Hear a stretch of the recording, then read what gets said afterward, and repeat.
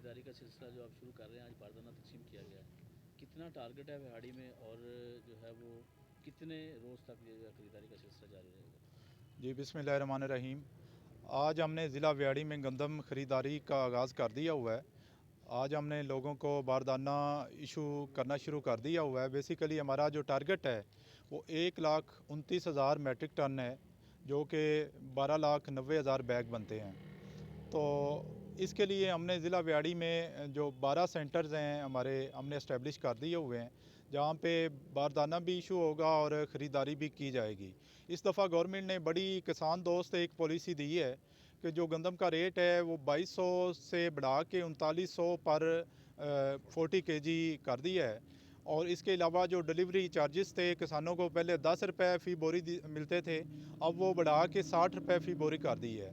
और ये basically government का मकसद ये है कि किसानों को फैसिलिटेट किया जाए, उनको मैक्सिमम सपोर्ट प्राइस दी जाए और उनको फैसिलिटेट किया जाए। और इस सिलसिले में मेरी रिक्वेस्ट होगी किसानों से कि वो मैक्सिमम जो है वो गंदम हमें दें। हमारे सेंटर्स पे हमारा स्टाफ मौजूद है, हमारे ऑफिसर सारे बिल्कुल मौजूद होंगे और कहीं भी किसी को बिल्कुल कोई इनकन्वीनियंस नहीं होगी। फिर भी अगर कोई इशू होता है तो हमारे से रब्ता करें। हम गंदम का एक एक दाना बिल्कुल ख़रीदेंगे और किसानों को किसी किस्म का कोई इशू इसमें नहीं आने देंगे। अच्छा सर, ये बताइए कि जो किसान है वो कितनी गंदम रख सकता है, स्टॉक कर सकता है, और फ्लोर मिल के लिए आपकी क्या पॉलिसी है? जी, गवर्नमेंट की पॉलिसी जो है उसके मुताबिक एक किसान जो है 25 मन तक गंदम अपने इस्तेमाल के लिए रख सकता है। उससे जो ज़्यादा होगी वो बिल्कुल हम लोग परचेज़ करेंगे। हम किसी को ज़ख़ीरा अंदोज़ी नहीं करने देंगे। हमने डिस्ट्रिक्ट की चेक पोस्ट भी बना देनी है कि हमारे ज़िले से कोई गंदम बाहर ना जाए। बेसिकली हमारा मकसद ये है कि गंदम की कहीं भी ज़ख़ीरा अंदोज़ी भी ना हो और स्मगलिंग भी ना हो।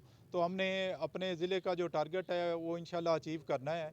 और दूसरा आपने क्वेश्चन किया है कि फ्लोर मिल्स जो एक्स्ट्रा स्टॉक रख लेती हैं, तो फ्लोर मिल्स पे हमारे ऑफिसर्स की ड्यूटियां होंगी जो 3 दिन का वो स्टॉक रख सकेंगी और उससे ज़्यादा अगर रखेंगी तो उनके ख़िलाफ़ कार्रवाई की जाएगी।